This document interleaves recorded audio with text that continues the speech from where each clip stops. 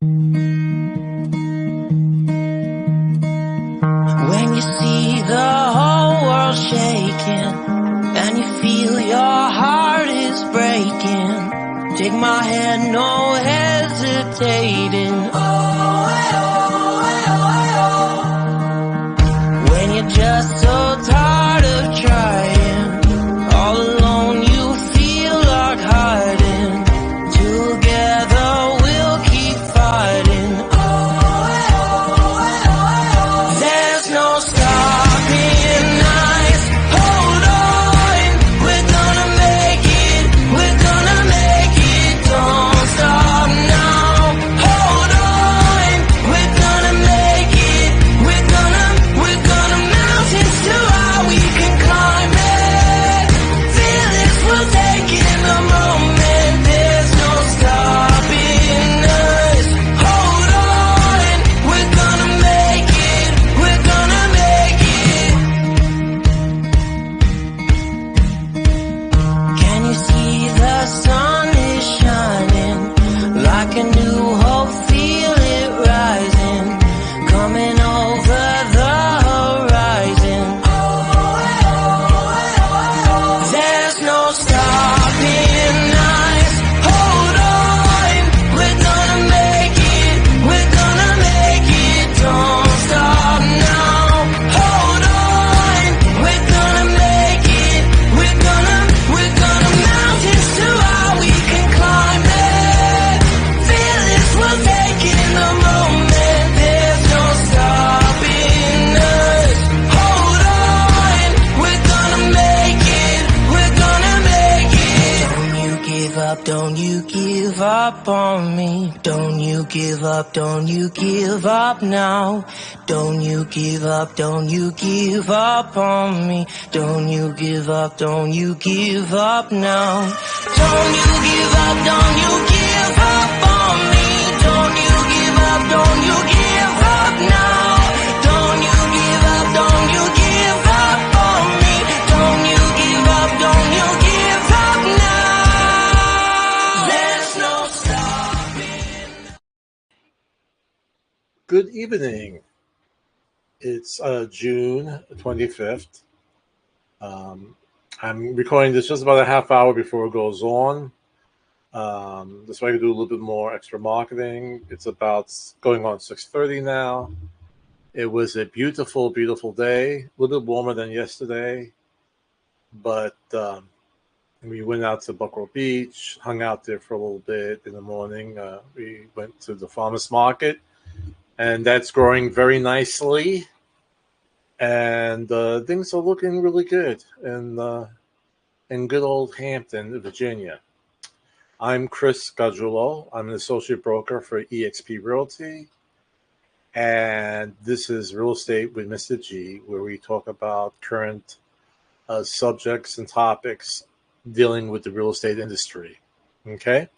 And the biggest thing that's on especially buyers' minds is the rising mortgage rates, and they're a little shy right now at 6%, and that's a big jump from about a year ago when it was like 3% and maybe a little bit lower than 3%, but it was floating around there, and now we're dealing with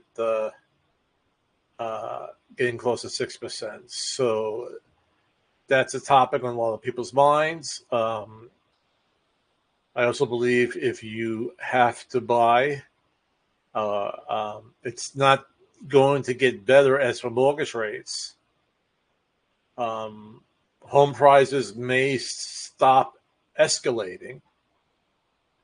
And I have a couple of theories on that as well that I have already discussed in previous podcasts. But one thing we want to make sure is that once you get that pre-approval, or let's say a pre-qualification on your mortgage, okay, and your mortgage lender or bank, a bank loan officer or a mortgage loan officer, once they issue that pre-qualifying letter, you want to make sure that that works towards the end. Okay, typical closing, average 30, 35 days. Of course, this people who could do it faster. When I say people, I talk about closing companies, of course, if you're buying with cash, that goes faster. If you're doing a specialized program where you're a first-time home buyer and you're getting grants, it may take a little bit longer because there's these different webinars you have to take. But we usually close, when you look at the average, I would say about 30 days. And within those 30 days, you want to make sure you don't mess up things. Okay? So with that in mind, let me just give my little prelude of what we're going to talk about today, and then we'll go right into the matter.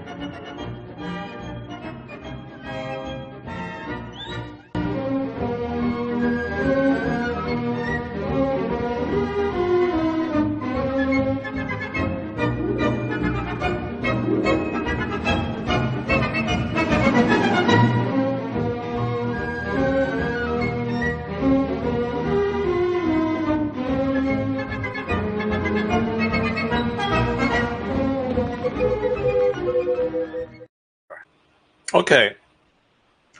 So you met with a mortgage loan officer, or you went to your bank, all right, where you have your deposits, your CDs, whatever, and they have pre-qualified you. You've given your bank statements. You've given them your pay stubs. They've ran your credit, and they say, okay. Now, based upon the appraisal of the house, that's part of the pre-approval method, we will give you this loan as of this moment, okay? Now, sometimes they'll write a letter and they'll say, we just need to see some additional information pending on receiving this information. That happens a lot when you have extra income coming in, and it may not be from a source that it's documented, like a W-2 and pay stubs and so forth. It might be income coming in from rentals. It might be investment income. It may be, it could be things that really do not show up on a regular bank statement. Some will, okay. But if you're saying you're receiving rents from this house, you would have to show the deposits being made into the bank accounts and so forth. All right. But if you basically have if you are an employee and you're receiving a weekly statement, a weekly pay stub, or a biweekly pay stub, and you have all that, that's usually, and no other type of income that has to be verified. Once they verify your employment, you're pretty solid in getting that loan.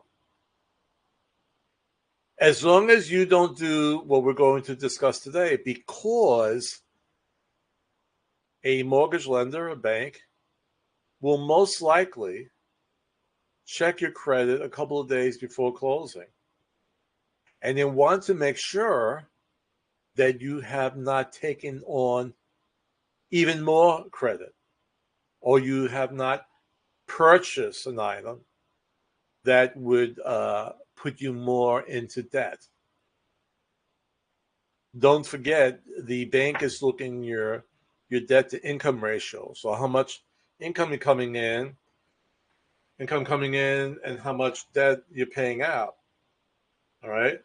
So as that debt gets higher and higher, especially if during those 30 days after being pre-qualified, you buy a big ticket item like a car, it may knock you out for the eligibility for that home. Okay, that's very serious and very important to know.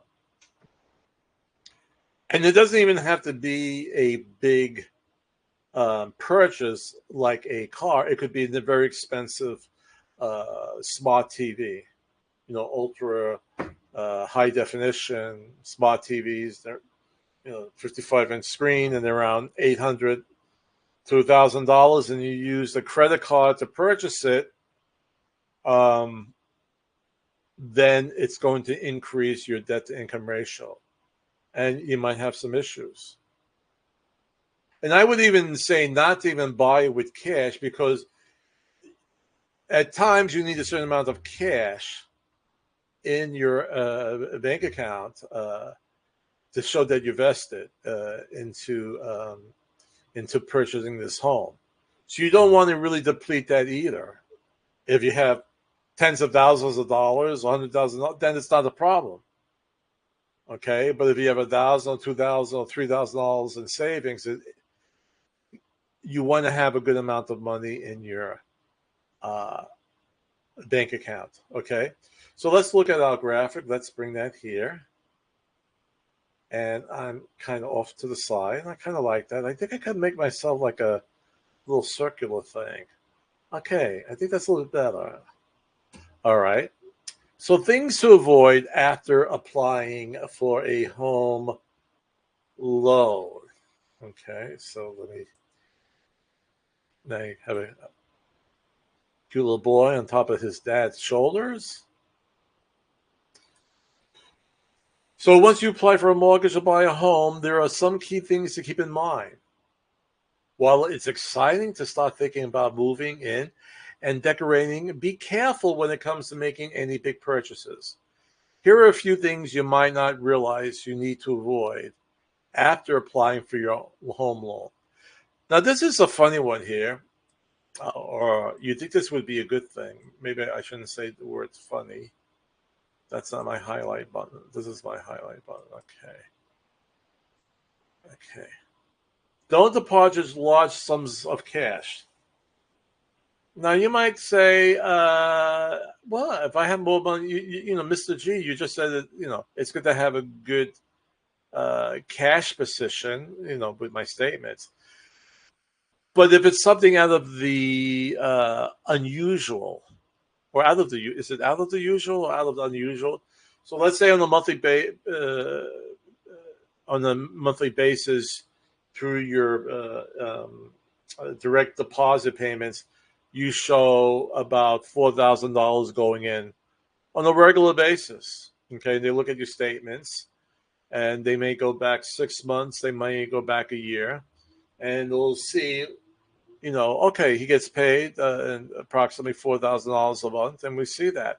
But now all of a sudden we see these other big deposits after, again, that we qualify, and we're going, what's going on here? All right.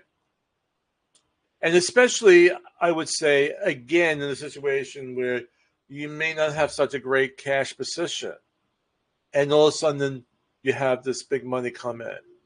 So they're going to question that. All right, where is that coming from? We want to make sure that you, the applicant, could purchase this house, that you don't need help from other sources. Okay? And like I said, it sounds like it would be a great thing to have a large amount of monies, but they're going to question that. Where is it coming from?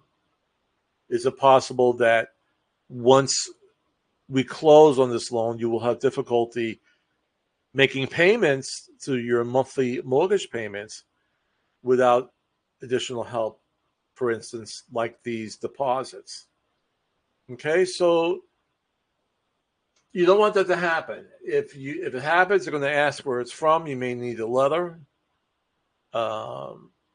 But it's something you would try to avoid for that month that you're in the process of closing on a home. And this is the big one where a lot of people don't make any large purchases. All right. So Again, people with new debt have high debt to income ratios. How much debt you have compared to your monthly income. All right, since higher ratios will make it for riskier loans, you may no longer be qualified for that mortgage. So don't make any large purchases. And I would say both on credit and if you're paying for it in cash, especially, again, you want to have a certain amount of money in the bank and you don't want to go lower than that threshold. Whatever your mortgage banker says what you need to have. Here's a biggie. Don't co-sign loans for anyone, all right? Because that actually adds then to what you have to repay. Even though the primary borrower will hopefully be making their monthly payments on it.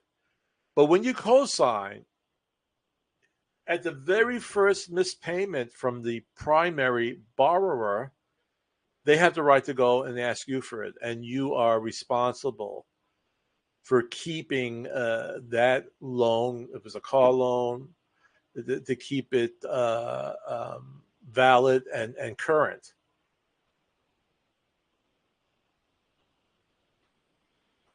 So even if you think, well, I'm just a backup, in case the primary borrower could be a daughter, it could be a son, it could be a brother, but you are responsible for that loan, even though you're not the primary person on it. They have the right, without need to go to court or anything, to ask you for payment. All right. Here's another one. Don't switch bank accounts. Keep the same bank accounts that you have. All right, because the lenders want to track and source and track your assets. And if you're going to switch bank accounts, it's going to be more difficult for them to track your assets. And then it raises a red flag. Why are they doing that now? Why are they changing banks? And what's the reason behind that? Just leave it as it is. Even if you hate your bank that you put your money in, wait till you close. Don't apply for new credit, all right? It doesn't matter whether it's a new credit card or new car. When you have your credit report run by organizations in multiple financial channels, it will have an impact on your FICO score. Lower credit scores can determine your mortgage interest rate and possibly even your eligibility for approval. Okay? When you apply for, one credit card, that's okay. If you're during that month, don't apply for anything. But applying for credit cards, because it's not positive credit, okay? Because it's something that you could end up and go overboard with. Searching for mortgages and getting a rate, it's not as bad because banks or the credit reporting agencies see that as good credit. You're buying a house, and most likely it will increase in value. You could borrow against that, but it increases your self-wealth. Okay, we're going to see a little video on that once we're finished with this. So don't apply for any new credit during that time period. And actually, because don't close any accounts. And I know that sounds weird because you think, well, if I'm closing a credit card, they know that I'm not going to take out any more money with this credit card. I'm not going to buy any more items. So that should be a good thing. But right off the bat, it's not good.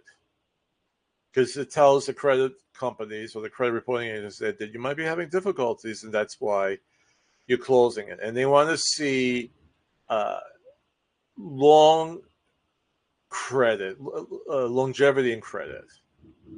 Okay, many buyers believe having less available credit makes them less risky and more likely to be approved. Kind of makes sense, right? But it just isn't true. A major component of your score is your length and depth of credit history, as opposed to just your payment history, and your total usage of credit as a percentage of available credit. Closing accounts has a negative impact on both of these aspects of your score. All right, so not only do they look at your payment history, that you're paying on time, but they also look at the length and the depth of your credit history. All right, so closing accounts in most cases is not a good thing, and you just have to wait. Another thing that's up here, or that's not up here, that I want to bring up, because actually my daughter was going through something. Do not switch jobs during that 30-day period. Don't switch your job, even if you hate your job. If you get fired, that's something else, right? Okay, let me get me back here. Stop the sharing. I mean, again, if you get fired, that's something else, and that's going to be an issue too, because during that course of time, they're going to send out a letter. It's called verification of employment, and they want to make sure that you're working there. Even if you gave them pay stubs, you might have been fired, right? So, like I said, being fired is something that you know, if it's going to happen, it's going to happen. You can't avoid it. But don't voluntarily switch jobs within that 30 days, because your approval of that mortgage is based upon your income, and it's very possible that you'll be taking but your other job may be paying you less, right? Or it may be a commission job and not a base salary job. That's a big difference. With commission jobs, you need 2 years of showing steady income coming in. It's not saying, well, I mean, I'm a real estate associate broker. I have to show, if I'm going to purchase the next house, 2 years of income statements that I'm making a steady flow of income from my real estate business. It can't be, okay, I'm at this new job. They're paying me $60,000 a year. There's a letter from my human resources department to prove it.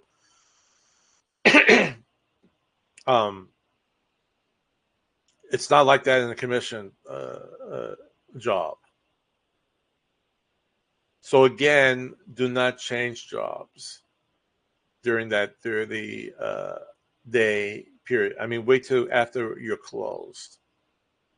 All right, to do a move like that. Okay. One thing I did want to go over also is that,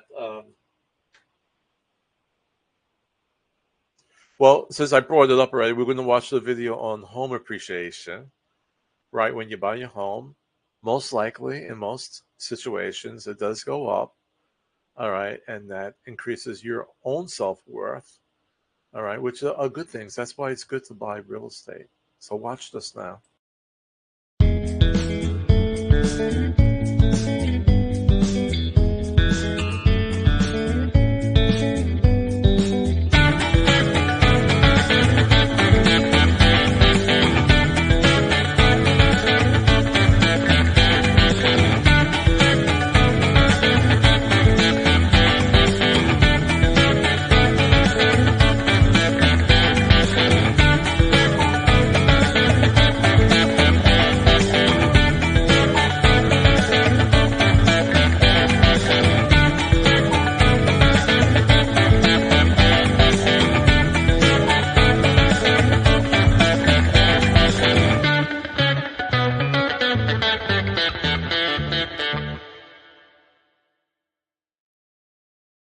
Okay. So, especially within the last year where home prices went up about 18% to 21%, you had definitely a big increase in your equity, and that's wealth to you. All right, that's why if you're in a renting position, and you have a good income, you should definitely, and your credit is in order. And if it's not in order, get it in order. But there's so much power in owning a home as opposed to renting. All right, and then let me show my nice little. These just came out about 2 weeks ago. That's the things to consider when buying a home. That's the summer edition. These guides come out 4 times a year. So the summer one just came out.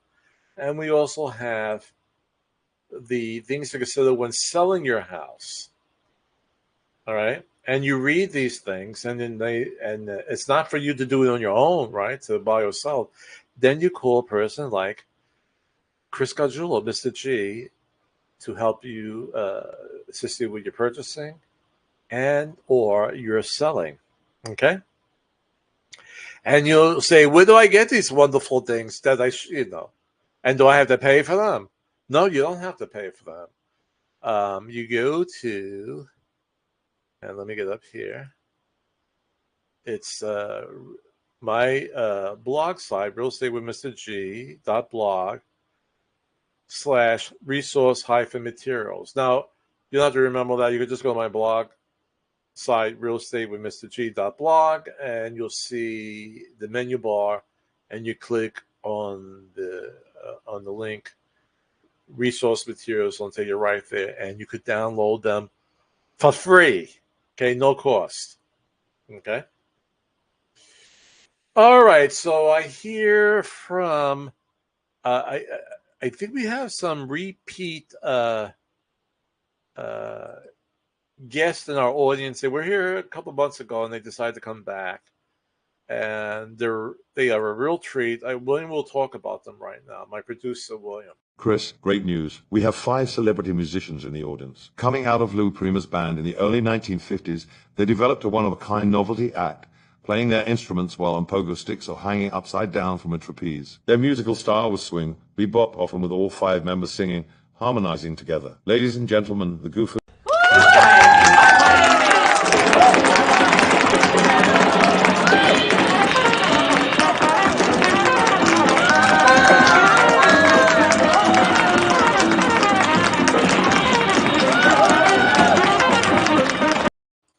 Well, it was great seeing them again. So that's it for today's podcast.